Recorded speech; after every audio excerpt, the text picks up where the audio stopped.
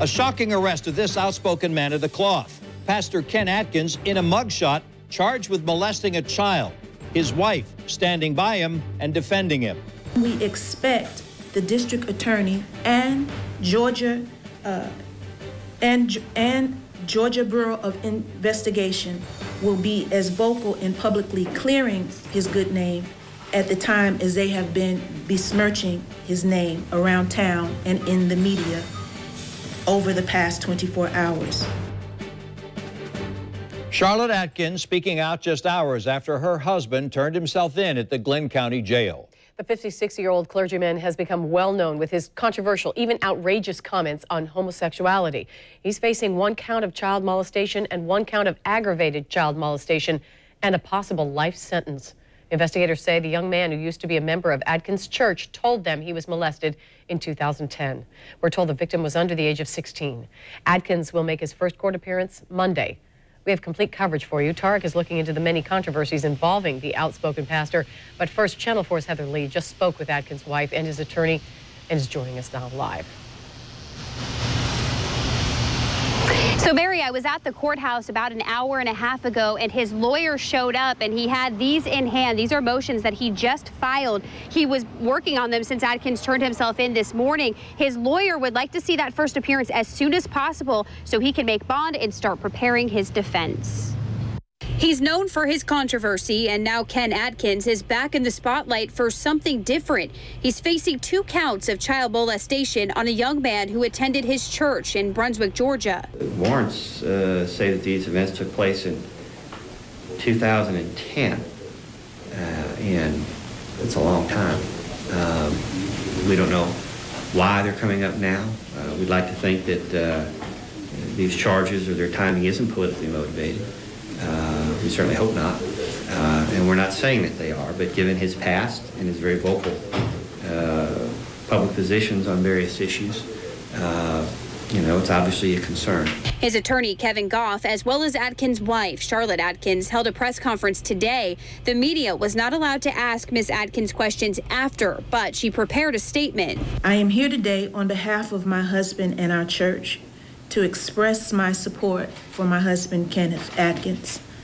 We are disappointed with what appears to be a rush to judgment by law enforcement authorities in this case. We are confident that my husband, Kenneth Adkins, will be found innocent of all charges. Investigators say the molestation happened in 2010 on several occasions at the victim's residence, as well as in a vehicle and at Adkins' church. When we stopped by, no one was at the church. His landlord next door, Elaine Otten, tells us the Georgia Bureau of Investigations was at the church this morning. They didn't talk to us. We just saw them outside.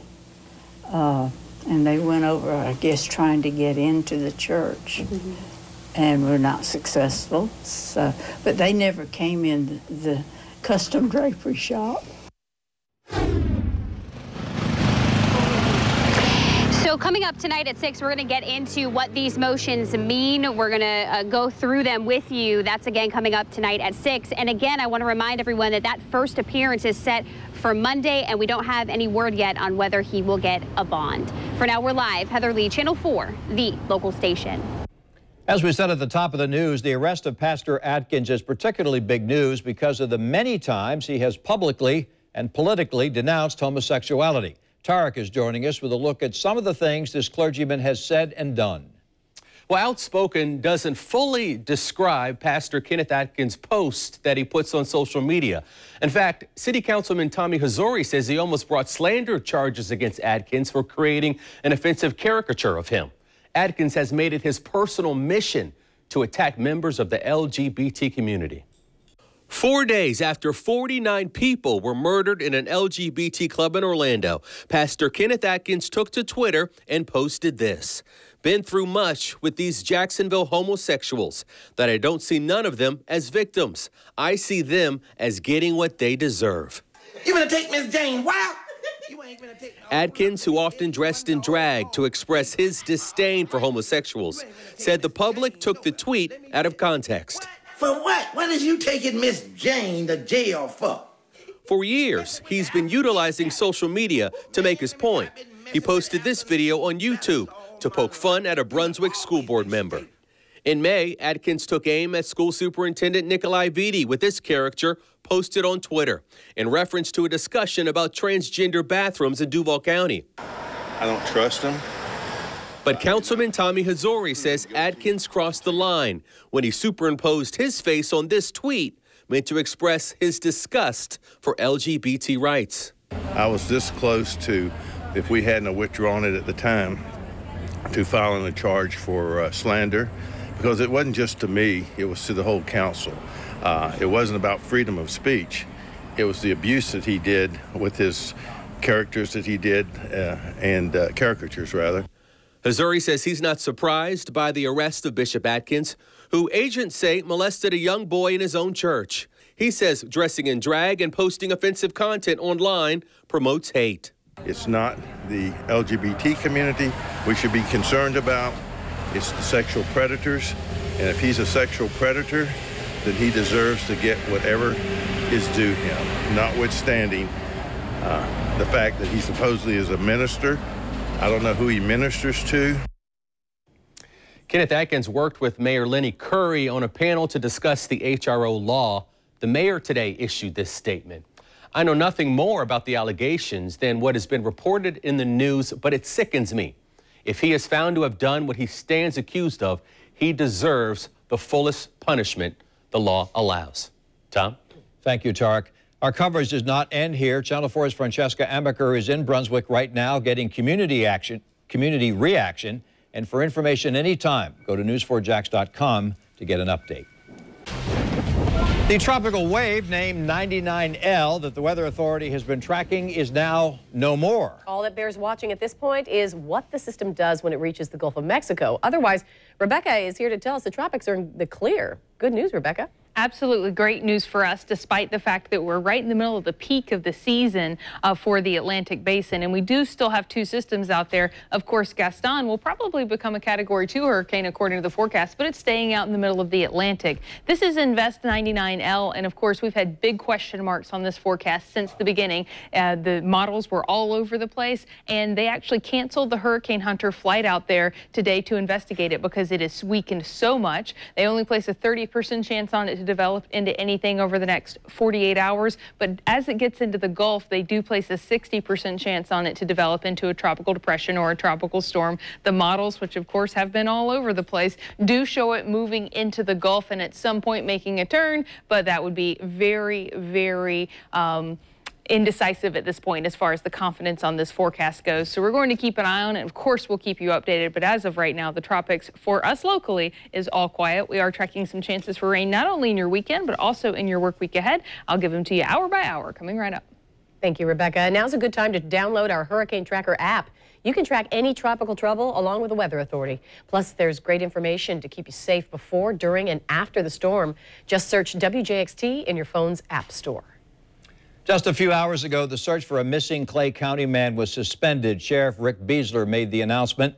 79-year-old Hal Warth was last seen Sunday near Middleburg. About 150 volunteers and members of law enforcement spent 4 straight days looking for him, primarily in Jennings State Forest. Warth lives on a 40-acre piece of property on the edge of the forest. Channel 4's Ashley Mitchum is joining us live from Middleburg, where the search has now become an investigation. Ashley? It is, in fact, just the last few people who were searching left the forest area. It is all clear now, not a soul here looking in the forest, because the sheriff says, you know, they've just exhausted all their resources at this point, really doing all they can. So now the search is ended, and this is a missing persons case. As the last group comes in at 3 o'clock this afternoon, we're going to conclude our search efforts out here, break down our scene. But I am going to ask the members of the public to help us, because we believe now there is a possibility that Mr. Worthing could be in areas outside of this search zone. On the final search day, there were 80 first responders and 28 volunteers out combing through the woods.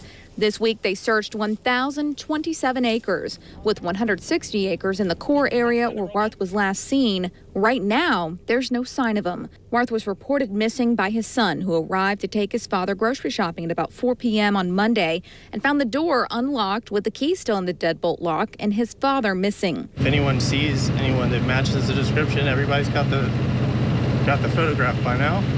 And I'm so appreciative of every volunteer who's come out and every agency that's come out. It's more than I could have even imagined for people to come out in this mass. He was last seen by a neighbor Sunday night around 8 p.m. He was wearing a yellow Hawaiian button-down shirt and white khaki-style dress shorts with brown tassel loafers. In addition to officers and volunteers on the ground, the search included four-wheelers, helicopters, canoes in Black Creek, canine units, and drones.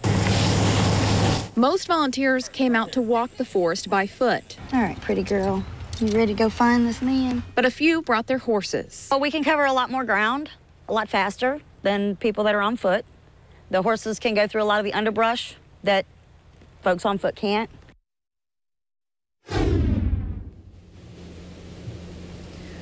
And police say that there is no foul play suspected, but if you see Warth, please call the sheriff's office. I'm live, Ashley Mitchum, Channel 4, the local station. A new malady to be concerned about, but only if you have one of these. An iPhone 6 or 6 Plus. What to do if your phone is ailing from touchscreen disease? And the scare at this local early voting spot, why the Pablo Creek Library had to be cleared out. The Hyundai summer clearances. Some good news as you head out and about this Friday evening. Within the last half hour, all traffic signals at Bay Meadows Road and Southside Boulevard are back on. The lights were out for several hours because of a crash there. Channel 4's Vic Michelucci is there live. And Vic, a crash took out the traffic control box at the intersection this morning. What had to be done to fix the problem? Well, it happened about 1 o'clock this morning, and it took about 16 hours for crews to get everything up and running again. That was how big of a task they had. This was mainly the city of Jacksonville and JEA that was out working. You can see behind me, they've got some of these wires back in place. They're all plugged in and re-energized, meaning there's electricity going through them once again. They still have to do a little bit to make sure that everything is back exactly where it should be. Now, this happened about 1 o'clock this morning when police say a driver of an SUV crashed into this box here. It caused a lot of damage, shut off the electricity in the area as well as the red lights. But now let's take a look at the intersection of Bay Meadows and Southside Boulevards. No problems. Obviously, a lot of cars coming and going, but it is 5 o'clock. No major issues. Let me show you some video from earlier today, though. A lot of people out here making sure that they got everything back up to speed as quickly as possible. But crews said it's just a long process because there's a lot of technology. There's cameras here on these red lights. There's also fiber optic cables that they had to take care of. And they also had to make sure that everything was safe. But once again, everything back to normal. JSO had been out here for several hours. They have all left. No word yet on what caused the crash or the condition or name of that driver. Live on the South Side, Vic Michelucci, Channel 4, the local station. Thank you, Vic. And we have two crime alerts to tell you about. The first is a break-in of a local business. Police are looking to identify a man who they say burglarized Sandalwood Car Care on Atlantic Boulevard.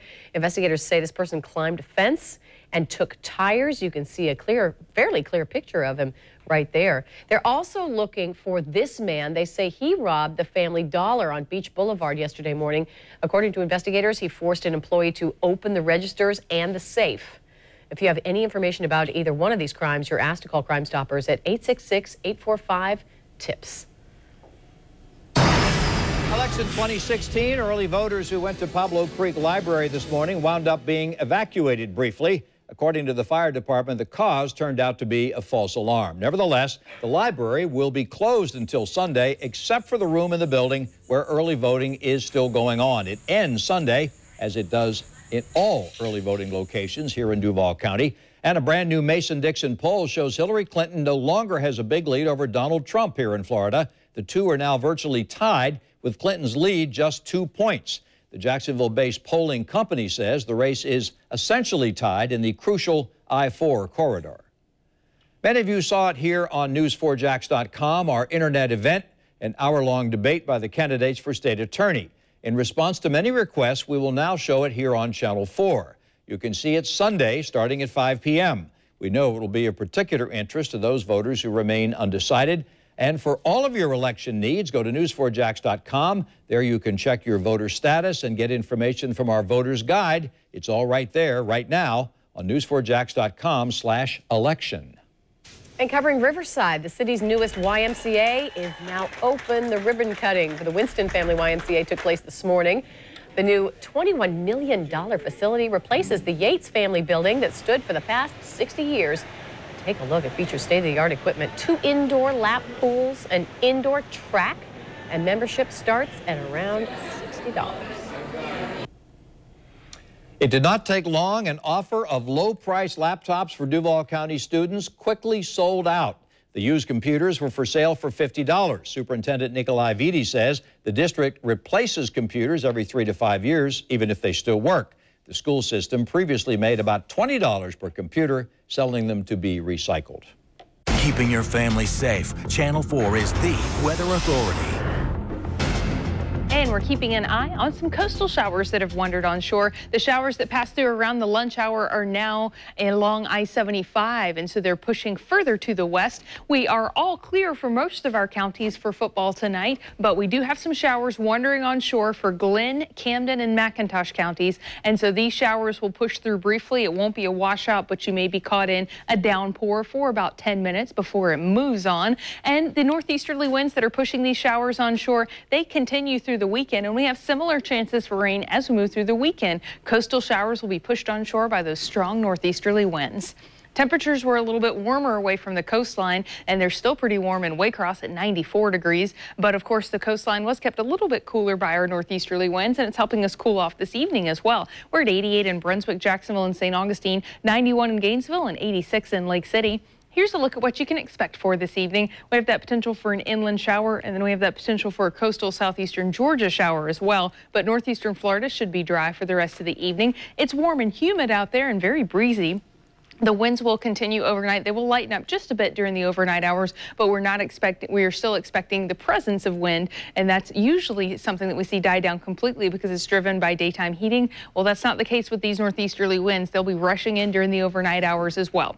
Now, the northeasterly winds will bring some showers on shore throughout the weekend, so let's walk through your chances for rain for the weekend, hour by hour. Here we are tonight. Most of our chances for showers to the west of I-75 for the evening hours were relatively quiet, partly cloudy skies, a few more coastal clouds than anything to wake up to on Saturday morning. We have a 20% chance for rain on Saturday. We have a slightly better chance to see those coastal showers wander on shore in our southern regions, and so therefore your chances for rain in Putnam, Clay, and St. Johns County, as well as Flagler, you're looking at more of a 30% chance for rain on Saturday. And so these coastal showers will push on shore. They will make it inland because we will be warm, especially it will actually be warmer over our inland areas than we will be over our coastal zones. So they're not going to fade as they push on shore. By 2 to 4 o'clock, they could reach our inland counties, and then they will continue to push inland throughout the evening hours. We have an ever so slight, about 20% chance for rain overnight, Saturday night moving into Sunday. And so we may see a few overnight showers wandering on shore early Sunday morning as well.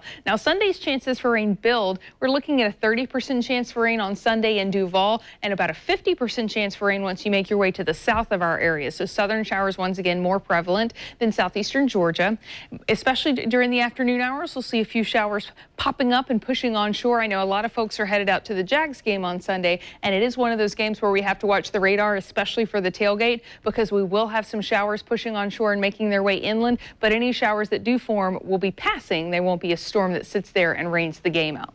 If you're headed out to football Friday tonight for high school football, it'll be warm and breezy, and of course we've got the Baker County and St. Augustine game with 80s out there and nice and warm. As far as what you can expect for tonight, it's breezy and pleasant with low 70s out there. We have that 20% chance for rain building in with strong northeasterly winds tomorrow. And then as we make our way into the weekend, we have a slightly better chance for rain on Sunday, but then tropical moisture sets in and we've got scattered thunderstorms nearly every single day during the work week. The winds do eventually die down by the end of the work week, though. Mary and Tom? Thanks, Rebecca.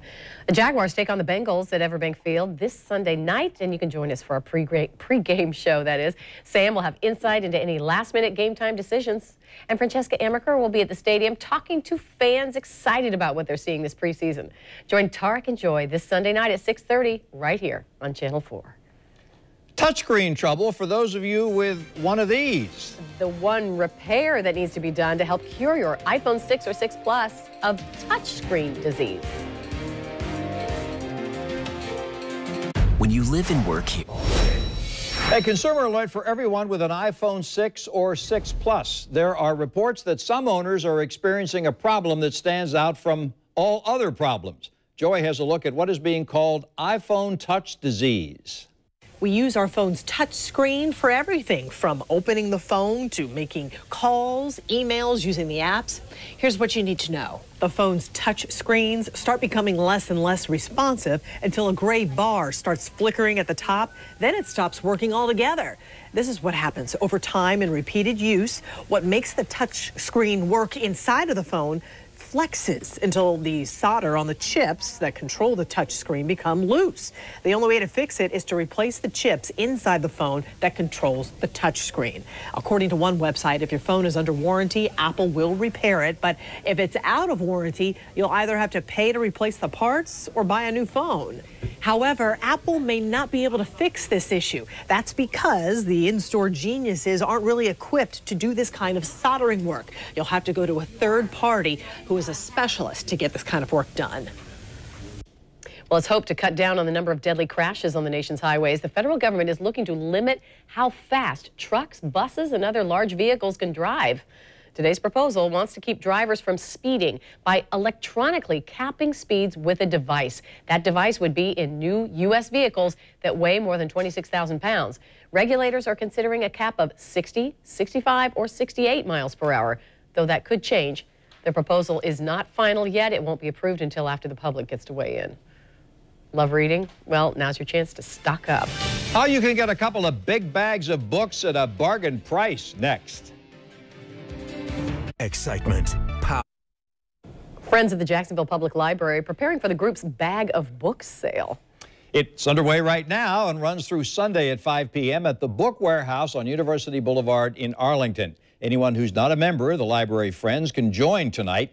An annual membership is $10. Members Night runs until 8 p.m. this evening. Members can buy one bag of books and get a second bag free. For more information on the book sale, you can call this number, 630-2304. A great deal. And stay with us. There's more to come. Including a local business owner looking for help catching a crook who hit him twice. The news continues with Tarek and Joy. Robbed twice within the past 3 months. Out thousands of dollars in pricey equipment. You know, he didn't get all of our equipment. That's the nice thing about it. But he did get some very essential equipment. Why this landscaping owner hopes this time the culprit will be caught. Election 2016, ballots cast, already being counted. But will your vote count? Channel 4's Jim Piggott takes a closer look. And it's that time of the year again. We'll take you live to the first Football Friday game of the year as students prepare for the big game. Live from the local station, News 4 Jax starts now. Creeping around a Mandarin lawn service company, stealing thousands of dollars of equipment, and the owner tells us this isn't the first time his business has been targeted. Well, now he's hoping you can help find that thief. Channel 4's Chris Parento spoke with the owner about the impact this is having on the business. This is one of multiple surveillance cameras that were put in after the business was robbed in early June. The hope was that it wouldn't happen again, but they'd be protected if it did. Unfortunately, they were hit again earlier this week, but thankfully, this time, everything was caught on camera. This is the man that was caught on surveillance camera Thursday morning, bolt cutters in hand, before taking 3 backpack blowers valued at $550 each off the trailer. The owner says they were all locked to that trailer. Unfortunately, when the morning starts at 6:30 and the equipment's not there, we have to wait till 7 for the place to open that we go purchase our equipment. And which is kind of funny when they see us coming in again buying new equipment. You know, they're just as upset about it as we are. The cameras weren't in place for the first theft in June, but according to a JSO incident report, a hedge trimmer, a chainsaw, a backpack blower, and a weed eater are just some of what was taken.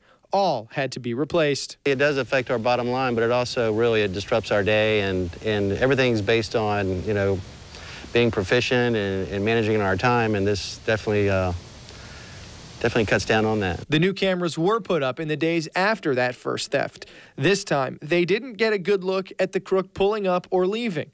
The owner says the equipment that was taken is essential for his business. He hopes that someone who sees this surveillance video will help police make an arrest. Because I'd hate for this to happen to someone else, because who wants to start their day off coming out in the morning and finding out that a lot of their stuff has been stolen? If you recognize the person in that surveillance video, you're asked to call the Jacksonville Sheriff's Office or Crime Stoppers at 866-845-TIPS. Chris Parento, Channel 4, the local station. We're continuing to follow news out of southeast Georgia, where Pastor Ken Adkins is facing 2 charges, one for aggravated child molestation and another for child molestation. A GBI agent told News4Jax that several incidents were alleged to have happened at Adkins Church, the Greater Dimensions Christian Fellowship, in a vehicle and at the victim's residence. Police also say the young man who is making these allegations used to be a member of Adkins Church. The alleged incidents happened 6 years ago in 2010. Now, despite the allegations, Adkins' wife is standing by him, adamant that he will be cleared of any wrongdoing. While I am confident of my husband's innocence, that the charges made against him are false, and that he will ultimately be cleared of any wrongdoing, I share my husband's concern for the alleged victim. We are praying for him. The young man has been a part of our teen ministry. We have taken care of him and taken him in as our church family has with a lot of love. Ken Adkins is expected to appear in court on Monday, coming up at 6 o'clock. Reaction from the community on the pastor's arrest. We're also tracking the tropics for you tonight. The National Hurricane Center is downplaying the system out in the waters, saying it probably will not become a hurricane. But we could still see a lot of rain headed toward the state. The Weather Authority's Rebecca Berry is here to tell us more. Rebecca?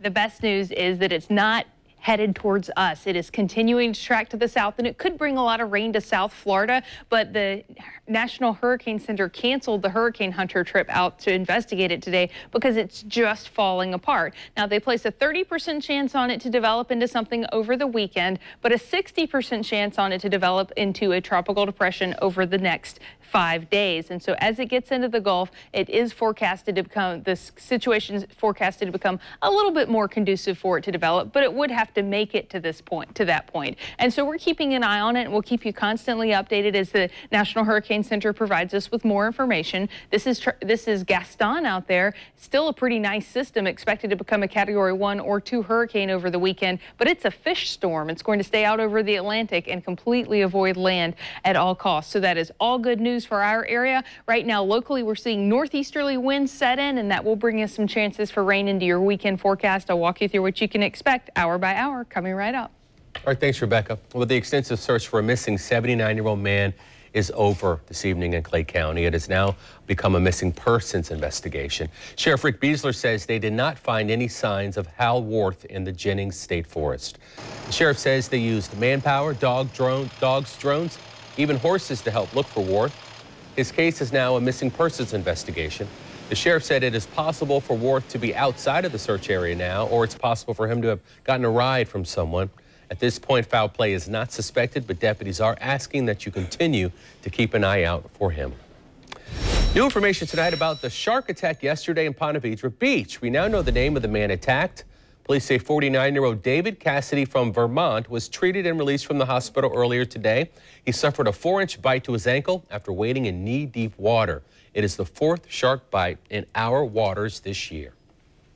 We are following 2 neighborhood crime alerts tonight. The first in Jacksonville Beach. Police are looking for a burglar who used a ladder to break into a 2nd-story condo. This happened on 1st Street near 7th Avenue North.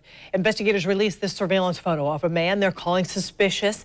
They say he was in the area at the time of the burglary. Several electronic items were taken, but they were found on the ground below. If you have any information, call Jacksonville Beach Police. The second neighborhood crime alert. This one is in Gainesville, where the police department says it needs your help finding this man they say stole a scooter. This happened outside of a Walgreens last week.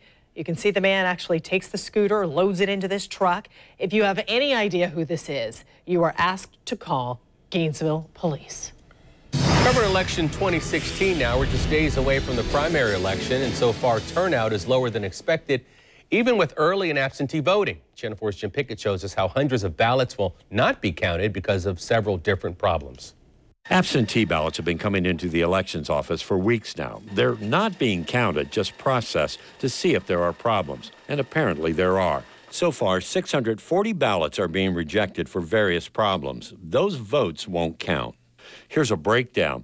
102 people signed the wrong ballot, one mailed to another family member. 62 had no signature at all. 476 had problems with signatures that didn't match the one on file. If you didn't sign a ballot, they may contact you, but the other problems you won't know about until later. You can follow your absentee ballot process online. You can go online and see if you have been processed, and that will give you a hint as to whether or not we have accepted it. And if we haven't accepted it. Let me show you what the canvassing board is doing right now. They are meeting, and what they're doing is actually reviewing some of the ballots that they had to remake. Either somebody voted twice or there was a problem with it, that it wouldn't go through the machine. Now, if they voted twice, that particular race won't count, but the other ones actually will. So that's why they have to remake them, and that's what they're doing here. One area where people seem to be voting twice is in the state Senate races. Apparently, for some unknown reason, people are choosing two candidates. Remember, you can only vote for one. Jim Pickett, Channel 4, the local station. And here are the early voting dates of counties in our area. Clay, St. Johns, Nassau, Baker, and Flagler counties. Early voting all ends tomorrow. Early voting extends to Sunday for Bradford and Duval counties. A University of North Florida Times Union poll released this morning shows Mayor Lenny Curry's campaign for a voter-approved sales tax to pay down Jacksonville's pension debt looks likely to pass heading into Election Day. Of the 670 likely voters surveyed, 51% say they strongly or somewhat support his plan. 32% oppose it, while 18% are undecided. The mayor says keeping a half-cent sales tax in place after it expires in 2030 will help pay for the $2.85 billion debt. And a reminder, we'll be broadcasting our state attorney's debate on News 4 Jax. Incumbent Angela Corey, along with candidates Melissa Nelson and Wesley White, will all square off with Kent Justice as the host. If you missed the chance to see it online, tune in right here to Channel 4, Sunday night at 5 o'clock. The Florida State University student accused of killing a married couple is now awake and in the hospital. 19-year-old Austin Haroof is responsive, according to the Martin County Sheriff's Office. Investigators say he has not been able to provide a statement on what happened last week. He's accused of killing John and Michelle Stevens at their home in Tequesta. Police say they found Haroof biting Stevens' flesh when they arrived at the scene. They say it took several deputies and a K-9 to get the 19-year-old off of the man. He's facing 2 counts of murder once he is released from the hospital. The Food and Drug Administration is now recommending all blood donations in the U.S. and its territories be tested for Zika. Similar rules were already in effect for parts of Florida and Puerto Rico. The FDA says every area is currently in compliance with the screening, but expanded testing is now needed. We spoke with the chief medical officer with One Blood. She says if it had been up to them, they would have started testing at the beginning of the month. That requires an application with the FDA and with the test manufacturer that took about 90 days to get that. And then we had to put computer changes in place, write standard operating procedures, and train our staff in the testing. So basically, it took about five to 6 months to be ready. But we were ready, and we had planned on starting the testing on August 1st. Also new today, one of the cases of Zika in Wynwood, thought to be transmitted locally, was actually contracted while traveling. So according to today's Zika update, the number of cases transmitted in the state is now 42 instead of 43. Raising awareness for food waste, that was the goal today for one local group of advocates in St. Augustine. Megan Soto and several others gathered this food from grocery store dumpsters this morning, and their message in food waste displayed in seemingly fresh fruit. in front of the St. Augustine Fort. According to a report from World Resources Institute, about 1/3 of all food produced worldwide gets lost or wasted. That's equal to about $1 trillion every single year. Well, time is running out, but first responders are still holding on to hope. Coming up, why emergency officials in Italy believe there is still a chance survivors can be found after that devastating earthquake.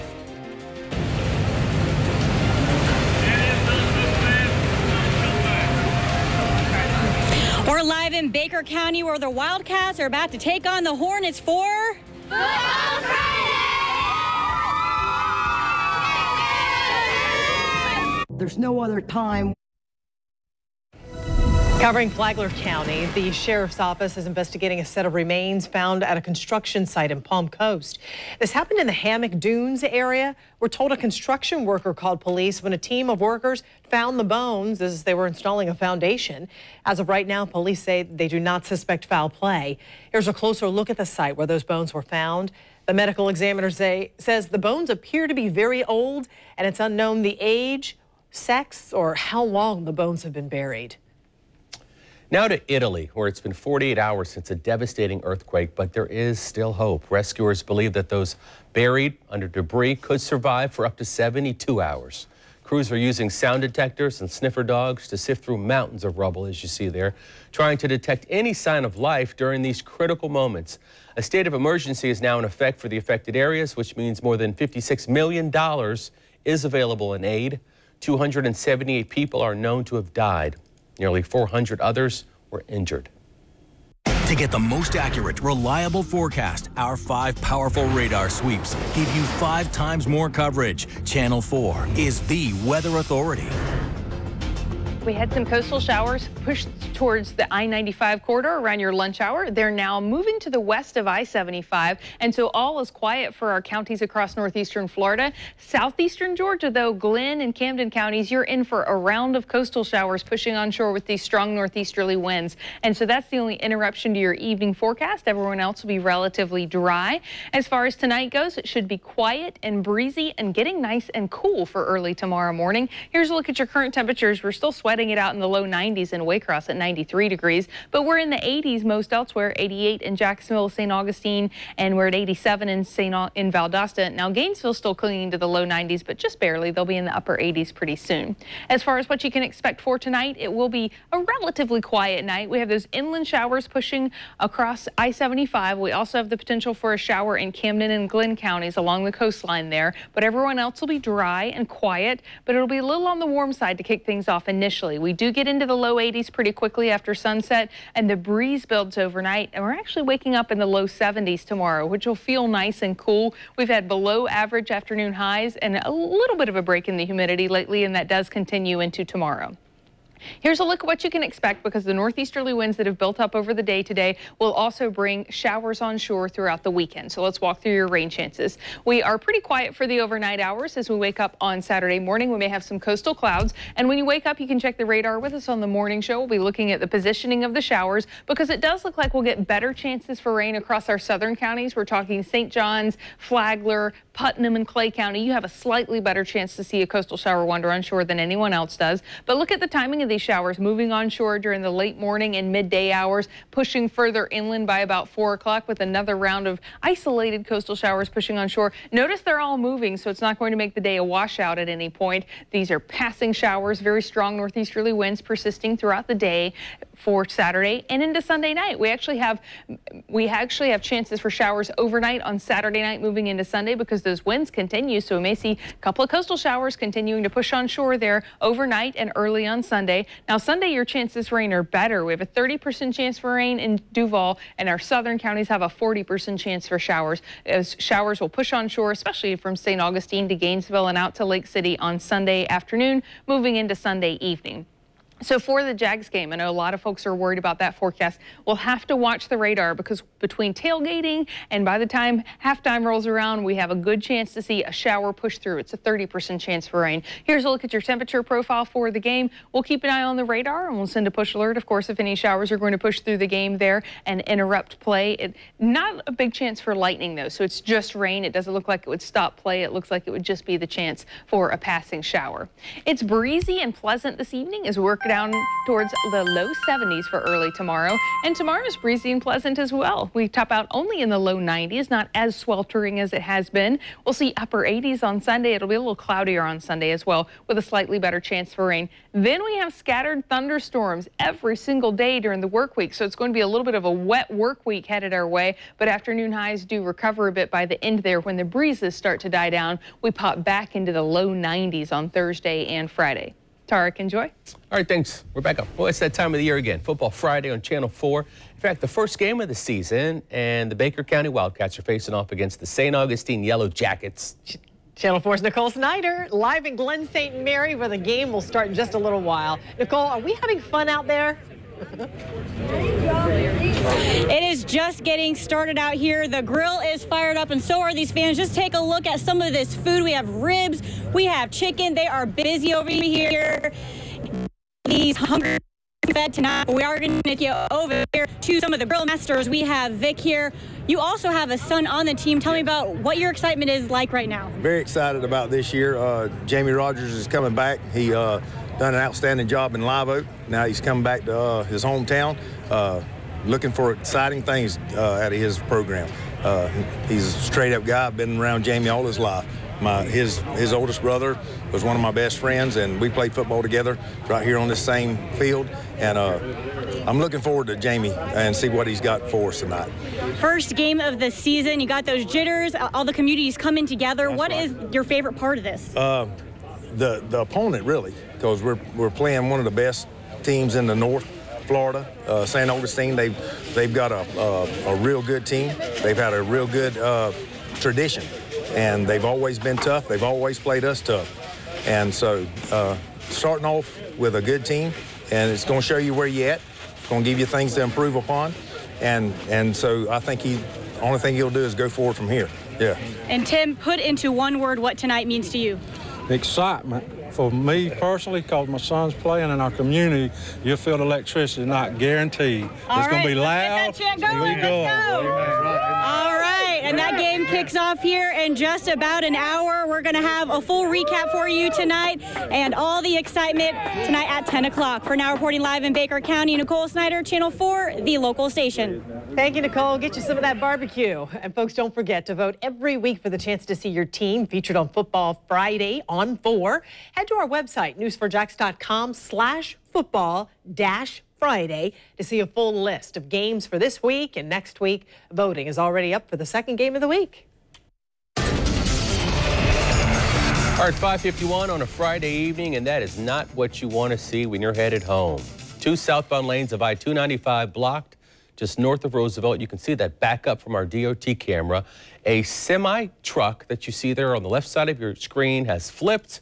And according to FHP, at least one person has been injured in this crash, and the traffic behind that accident is backed up for a while. We'll continue to monitor this developing story and bring you updates just as soon as we know that they're able to right that truck or remove it from the road and get traffic flowing.